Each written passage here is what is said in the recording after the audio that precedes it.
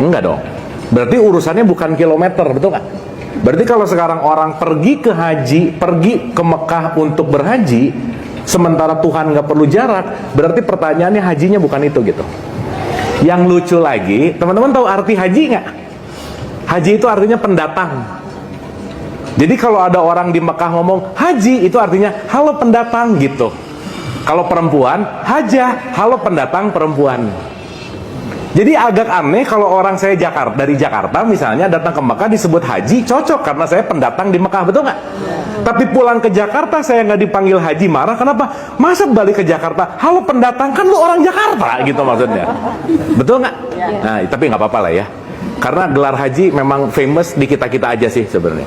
Makanya Nabi Muhammad nggak ada hak di depannya, betul nggak? Nggak ada Haji Muhammad.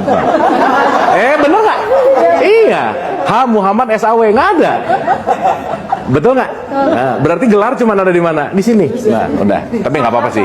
Karena mahal gelar haji. Mahal gelar haji. Gitu. 60 lebih loh. 60 lebih. Ngantrinya lama lagi. 35 tahun. 35 tahun. Dan ini disclaimernya panjang, nggak apa-apa ya, sedikit ya, supaya nanti ngerti masuk ke maksudnya apa. Oke.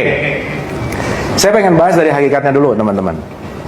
Bahwa dalam sebuah hadis qudsi Rasulullah tuh mengatakan ini, qalbun mukmin baitullah. Kolbunya si mukmin tuh orang yang beriman ya. Iman itu nggak ada kaitannya sama identitas, nggak ada.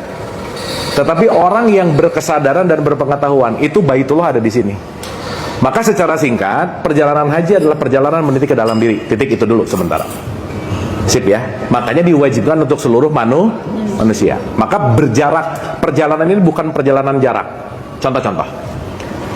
Kalau sama Tuhan nggak ada jarak, saya selalu menggunakan analogi yang paling gampang. Saya ulang-ulang kalau teman-teman sering dengar, jangan bosan gitu.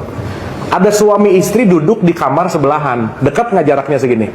Dekat, tapi suaminya nge-WhatsApp siapa, istrinya nge-WhatsApp siapa? Jadi jauh nggak? Berarti jarak 1 meter bisa jauh karena yang berbeda adalah kesadarannya.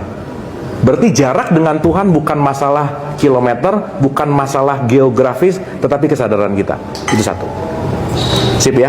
Makanya Tuhan nggak pernah dekat, dan dia tidak terletak pada letak geografis, tapi letak kesadaran. Nah, satu, teman-teman, saya tuh sebelum 2005 umroh tuh sering lah.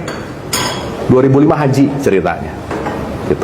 Dan setiap saya umroh dan waktu itu haji, saya selalu nanya sama mutawif. Saya tanya, Yai, kenapa tawaf kok muternya counter clockwise, kenapa nggak ngikutin clockwise?